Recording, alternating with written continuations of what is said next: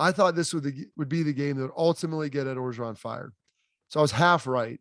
Ed Orgeron was fired after the Florida game. I did not see LSU winning this game at all, not even close. And they fought back. The guys played hard. They found a way to win against the Florida team that isn't one of the best in the country, but they're pretty darn good.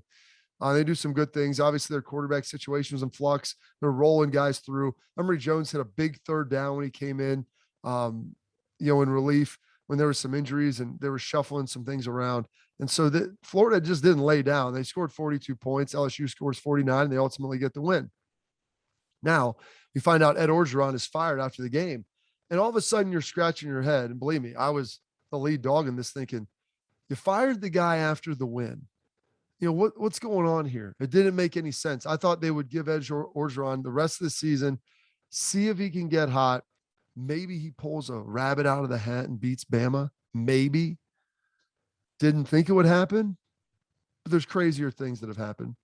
And then all of a sudden you find out that the firing or the decision to, quote, part ways happened after Kentucky. And remember what I had said. LSU fans, Kentucky was ranked, 11th, and they were really good. They don't like losing to Kentucky. It's a basketball school in their mind. And regardless of how good they've been, that's how they looked, and that's what they were thinking. And Kentucky, won that game pretty handily and controlled the clock, controlled the game. And so with that, it's like, okay, they made the decision. And here's why they did it.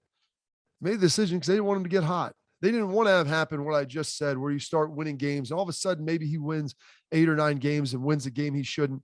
And then all of a sudden, now you're faced with a decision where the fan base, who I think really likes Ed Orgeron because he's one of them. He's more, he to me is almost a caricature of what the head coach at LSU looks like. And you think about it, their last 3 coaches have won national championships. That's including Ed. But this stuff starts leaking out. And it's not just things that are happening on the field, but maybe the lack of attention to detail, which here's the other thing. Coach O, I don't think anybody's going to confuse him with the great X's and O's coach. He's a line coach. He's tough. He's a motivator. Guys want to play for him, I think, when things are going well. And, he has everybody. He's a great recruiter because he's a nice guy. He's a salesman, and I think he's selling something now that he personally believes in. He's an LSU Tigers fan. And so that was easy for him to be able to do that. But you lose Dave Aranda, you lose Joe Brady. Those guys are gone. I feel like maybe the hiring process, it's been rumored for some of the bigger positions, wasn't taken as seriously as they would have liked it to be. So you factor that in. It's like being able to recruit players is one thing. Being able to maintain players is another.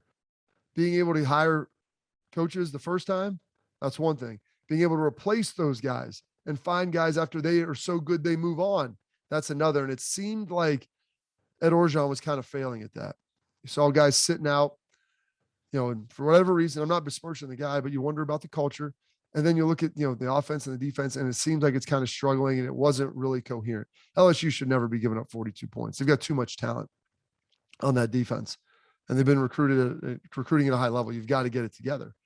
And so then you factor in the fact, like you're hearing Title IX investigation, I guess, that was handled improperly. I don't know a ton about that yet. Going to dig in more to it. But you got that pending. The university doesn't want to deal with that. All right. So you've got that moving on. And then all of a sudden, too, it's the fact that Coach O has become a socialite. He's apparently out there, dating a lot of women. It's fine. He's a single man. He's entitled to do that. All right, bring some of the ladies to practice.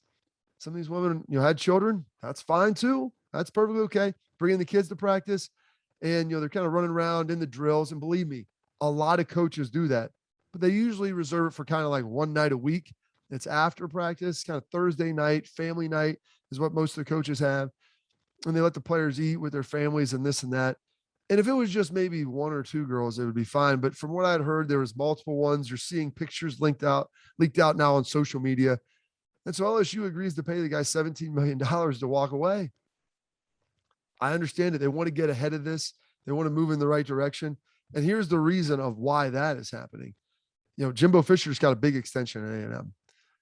Keep saying this in the SEC, especially in the West. Nick Saban's not going to coach forever. And so they looked at this. They've hired 3 coaches. The last 3 coaches have all won national championships. You get this next guy right, it could be 4 because, LSU is going to have a ton of talent.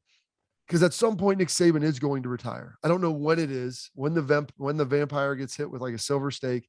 And I say that in all, jest, being that Nick Saban looks like he doesn't age and no one has any idea when he'll slow down. I put him and Coach Krzyzewski in the same category because they've been so dominant for so long. But one day he will retire.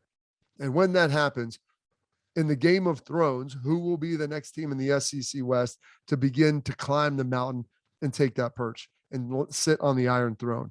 And so that's what I think LSU is looking at this from the long-term play of figuring out we can get one of these guys. I don't know if it's, Luke Fickell at Cincinnati. No, I don't think he'd take that job. A Mel Tucker up with Michigan State. You look at what he's done. Granted, they struggled last year, but look how good they've been this season. He's got ties. He coached under Saban. Believe he was at LSU as maybe a GA or an assistant way back during Saban's first tenure there. He has the experience of Bama, Georgia, being in the South. Like, he checks kind of all those boxes if they want to bring him back down there. And so we'll see. Maybe he's happy at Michigan State. Maybe don't want to take the job. I don't know. But that would seem like two logical guys that they would look at. I'm sure there's coordinators out there, but I think you need somebody at LSU that's been there before, who understands the culture, understands the expectations. Because Louisiana is a state unlike any other. And the people are very proud. They're unique human beings. They're fantastic. But there is a certain culture, the Creole culture, that I didn't experience until I ultimately played in the NFL. And they want a guy who's one of them. Now, if you win, everybody's one of them. But it'll give you a little bit longer leash. I think, especially with Les Miles, he wasn't one of them. He was, more of a Northerner. You win the national championship, it buys you a little bit more time. So my man Ed running around like Bigger and McCracken out of the Kingpin, factor in everything else, decided to part ways, finish coaching the season. He'll give these impassioned speeches. He's great. I love him. I hope he lands on his feet.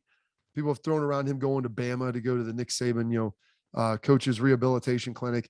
Saban hires X's and O's guys. Those are the guys he brings in. I do not think that he would bring in a Bill O'Brien or brought in a Bill O'Brien. Don't think he'd bring in an Ed Orgeron. So with that, who knows what's next for Coach O? He's got plenty of cash and he's got plenty of time to decide.